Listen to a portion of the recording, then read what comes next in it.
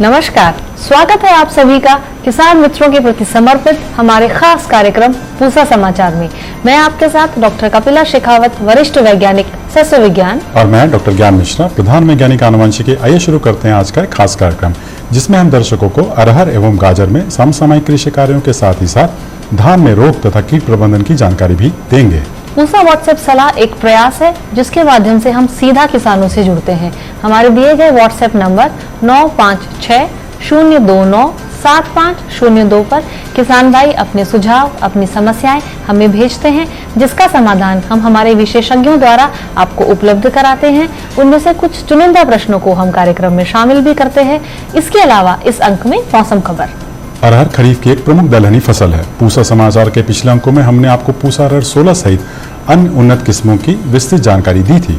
अरहर में भूमि एवं खरपतवार प्रबंधन के साथ साथ अन्य महत्वपूर्ण समसामयिक क्रियाओं के बारे में विस्तार से जानकारी दे रहे हैं हमारे संस्थान के विशेषज्ञ डॉक्टर राज सिंह। अरहर की किस्म 16 130 दिन में पककर तैयार हो जाती है। इसके बाद गेहूं की बुआई आसानी से की जा सकती है और इसकी पैदावार भी औसतन अगर हम देखें तो 18-19 क्विंटल प्रति हेक्टेयर मिल जाती है। एक तरीका है जिससे कि हम फसल की जब बुआई करते हैं तो उसमें लगभग 120 सेंटीमीटर यानी कि 1 मीटर 20 सेंटीमीटर चौड़ाई की हम एक क्यारी बना देते हैं, जिसे ब्रॉड बेड कहते हैं, और उसके बाद 30 सेंटीमीटर चौड़ाई का एक कुंड बना देते हैं, जिसको फोरो कहते हैं। तो जो क्यारी है 120 सेंटीमीटर की, उसमें हम 40 सेंटीमीटर के अंतराल पर अरहर की फसल की बुआई करते हैं। कुंड का बनाने से ये फायदा होता है कि जब खेत में नमी की कमी होती है तो वर्षा के दिनों में जो पानी क्यारी से इस कुंड में इकट्ठा हो जाता है तो वह नमी खेत के में काफी दिनों तक संचित रहती है और फसल के काम आती है। जब अधिक वर्षा होती है, जो क्यारी हैं, जो बेड्स हैं, उनसे पानी अधिक जो होता है वो इस कुंड में इकट्ठा हो जाता है।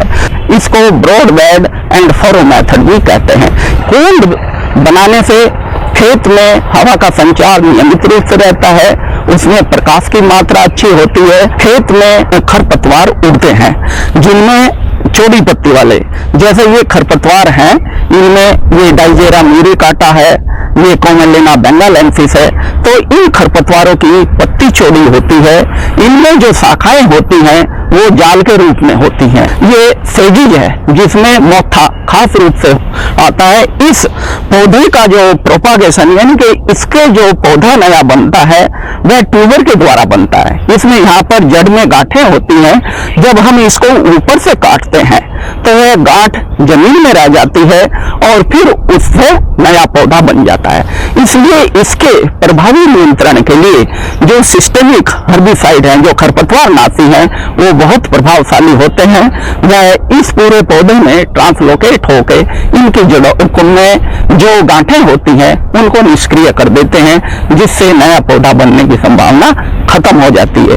जो तीसरा जो मुख्य जो खरपतवार उगते हैं वो न्यूक्ली पत्ती वाले यानी कि नैरो लीड खरपतवार होते हैं, जिनकी पत्ती न्यूक्ली होती है और ये पत्ती में जो सिराएं होती हैं ये पैरेलल होती हैं और इनका जो तना होता है वह गोल होता है और चिकना होता है। तो खरपतवार उगने से पहले यदि खरपतवार नाशी जिसमें मेट्रोबीजिन जिसकी लगभग 250 ग्राम मात्रा प्रति लीटर 400 लीटर पानी में घोल बनाकर समान रूप से छिड़क दें, या तो अगर पेंडिमिथिलिन है तो उसकी 1 लीटर मात्रा प्रति हेक्टेयर एक्टिव इंग्रेडिएंट की दे सकते हैं।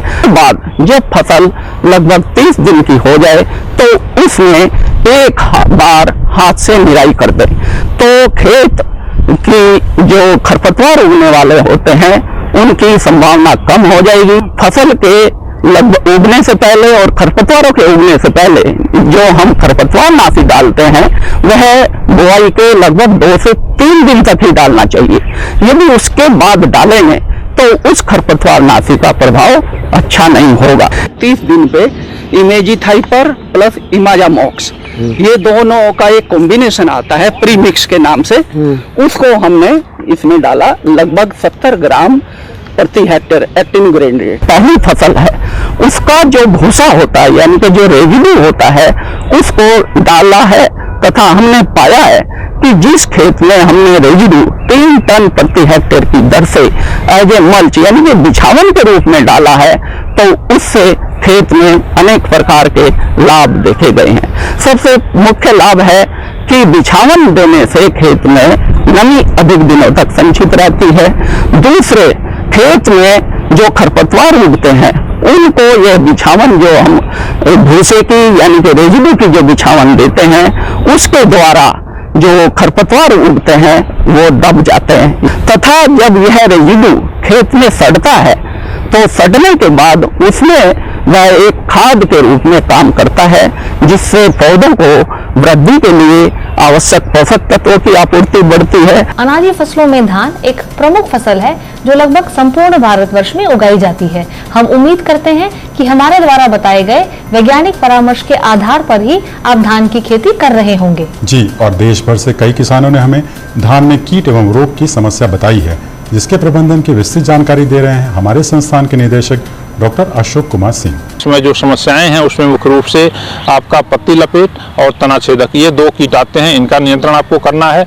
और इसके अलावे जो फफूंद जनित बीमारियां हैं, और खासकर इस किस्म में तो फफूंद की बीमारी नहीं आई क्योंकि उसके लिए हमने बनाया है इसको, लेकिन और किस्में जो रुपाई विधि से द्वारा भी किसान भाई लगाए हैं उसमें सीथ ब्लाइट और इसके साथ साथ ब्लास्ट यानी कि झोंका रोग, ये 2 प्रमुख समस्याएं हैं जो आने वाली हैं।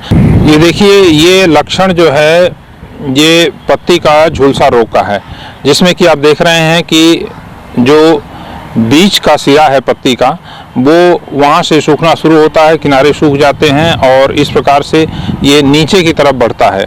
तो ये पत्ती के झुलसा रोग का जो है मुख्य लक्षण है।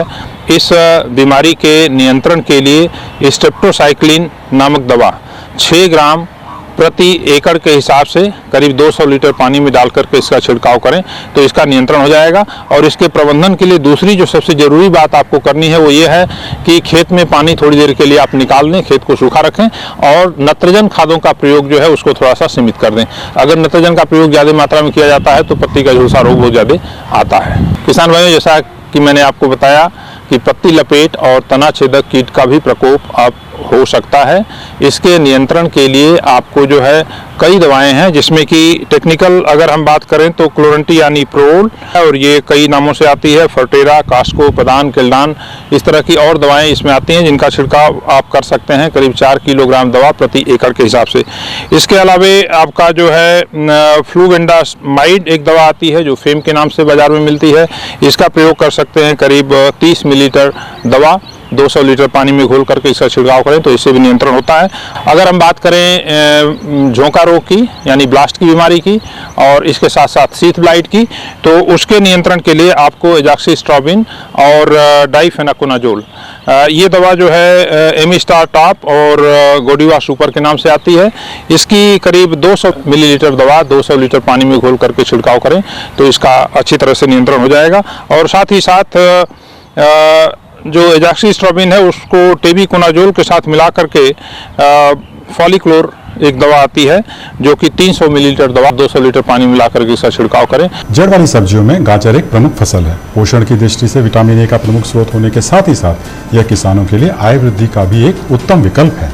जिन किसान भाइयों ने गाजर की अगेती फसल ली है या जो सर्दियों में गाजर की फसल लेना चाहते हैं, उनके लिए उन्नत किस्मों एवं उर्वरक प्रबंधन के साथ साथ अन्य महत्वपूर्ण सस्य क्रियाओं की विस्तार से जानकारी दे रहे हैं हमारे संस्थान के विशेषज्ञ डॉक्टर A.K. सुरेजा। किसान भाइयों, जो अगेती गाजर अभी 1 महीना पहले यानी कि करीब 15 अगस्त के आसपास जो लगाए हैं उत्तर भारतीय मैदानी क्षेत्रों में, उनको अभी 2 बातों का ध्यान रखना है। पहली बात यह है कि अगर बारिश ज़्यादा हो रही है और खेतों में पानी जम रहा है तो पानी की निकास की व्यवस्था करें। और दूसरी ये बात है कि जब फसल 1 महीना की हो जाए तब निराई गुड़ाई करके करीब 40 से 50 किलो नाइट्रोजन मिट्टी में मिलाकर मिट्टी चढ़ा दें।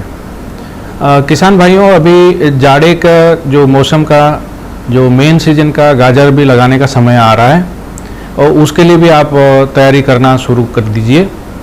गाजर की जो प्रमुख किस्में हैं वो दो श्रेणी में बांटा गया है, उष्ण वर्गीय किस्में और शीतोष्ण वर्गीय किस्में। उष्ण वर्गीय किस्मों में श्रेणी में प्रमुख किस्में हैं पूसा रुधिरा, पूसा वसुधा, पूसा असीता और पूसा कुल्फी। तो पूसा वसुधा करीब करीब 85 से 90 दिन में तैयार हो जाती है और उसका औसतन उपज 35 टन प्रति हेक्टर है, और पूसा रुधिरा 25 से 30 टन प्रति हेक्टर पैदावार देती है और ये 90 दिन में करीब तैयार होती है। पूसा असीता काली रंग की किस्म है, गहरी बैंगनी रंग जिसको हम काला गाजर भी बोलते हैं, और वो 100 से 110 दिन में तैयार हो जाती है और उसका औसतन पैदावार 20 से 25 टन प्रति हेक्टर है। पूसा कुल्फी एक पीली रंग की किस्म है जो 90 से 100 दिन में तैयार हो जाती है और उसका पैदावार 25 टन प्रति हेक्टर है।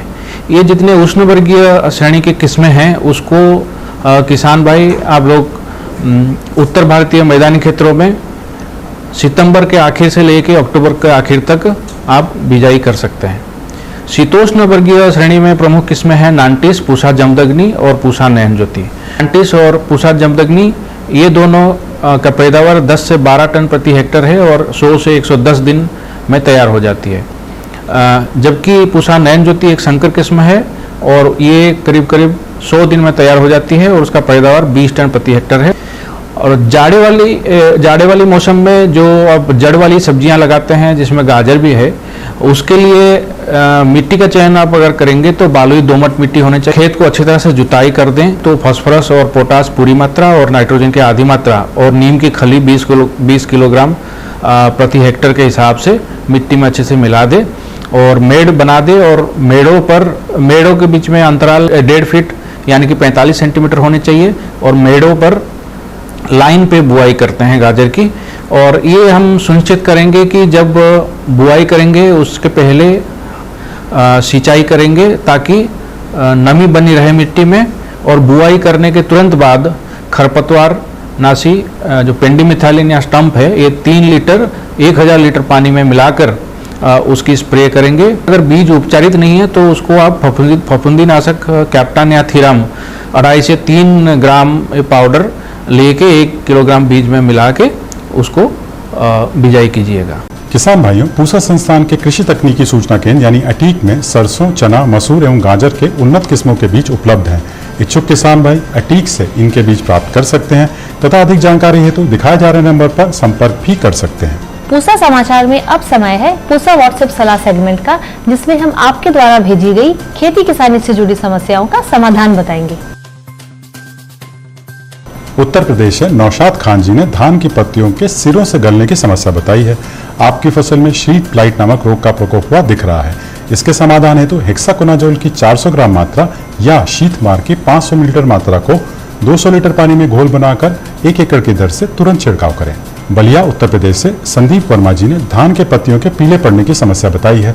आपकी फसल में बैक्टीरियल ब्लाइट के प्रकोप के साथ ही साथ जिंक की कमी भी दिखाई दे रही है।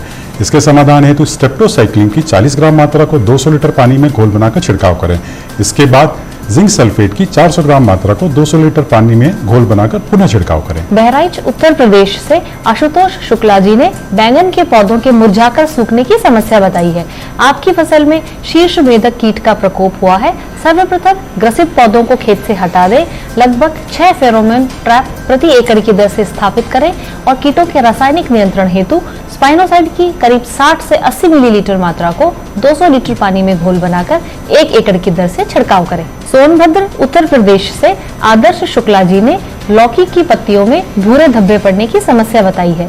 आपकी फसल में ऑल्टरनेरिया लीफ स्पॉट नामक रोग का प्रकोप हुआ है और इसके समाधान हेतु रिडोमिल नामक फफूंदनाशक की करीब 600 ग्राम मात्रा 200 लीटर पानी में घोल बनाकर 1 एकड़ की दर से छिड़काव करें। आइए जानते हैं आने वाले सप्ताह देश भर में कैसा रहने वाला है मौसम का हाल मौसम खबर में। भारत मौसम विज्ञान विभाग द्वारा दिए गए मौसम पूर्वानुमान के अनुसार 19 सितंबर को तमिलनाडु, पुडुचेरी, कराईकल, गंगेय पश्चिम बंगाल, सौराष्ट्र, कच्छ में, 19 और 20 सितंबर को ओडिशा में, 20 और 21 सितंबर को हिमाचल प्रदेश, विदर्भ, कोंकण, गोवा, तेलंगाना में 19 से 21 सितंबर के दौरान गुजरात राज्य, राजस्थान, मध्य प्रदेश, छत्तीसगढ़, उत्तराखंड में कुछ कुछ स्थानों पर भारी वर्षा की संभावना है। 19 सितंबर को दक्षिण पश्चिमी और पश्चिमी मध्य अरब सागर में 40 से 60 किलोमीटर प्रति घंटे की गति से तेज हवा चलने की संभावना को देखते हुए मछुआरों को इन क्षेत्रों में उद्यम न करने की सलाह दी जाती है।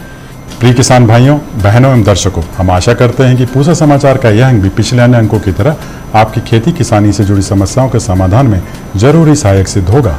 आप सभी दर्शकों से निवेदन है कि ज्यादा से ज्यादा संख्या में हमारे संस्थान के चैनल को सब्सक्राइब करें और पूसा समाचार के हर अंक का लाभ उठाएं।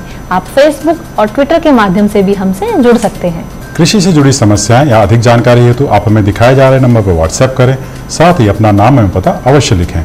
आपके सुझावों और प्रतिक्रियाओं का हमें हमेशा इंतजार रहता है। कृषि की दिशा में यदि लाने हो नवाचार तो देखते रहिए हमारा साप्ताहिक कार्यक्रम पूसा समाचार। आपसे जुड़ा, आपके सवालों और समस्याओं से जुड़ा पूसा समाचार का एक बिल्कुल नया अंक लेकर अगले शनिवार हम फिर हाजिर होंगे। तब तक लेते हैं आपसे विदा। नमस्कार।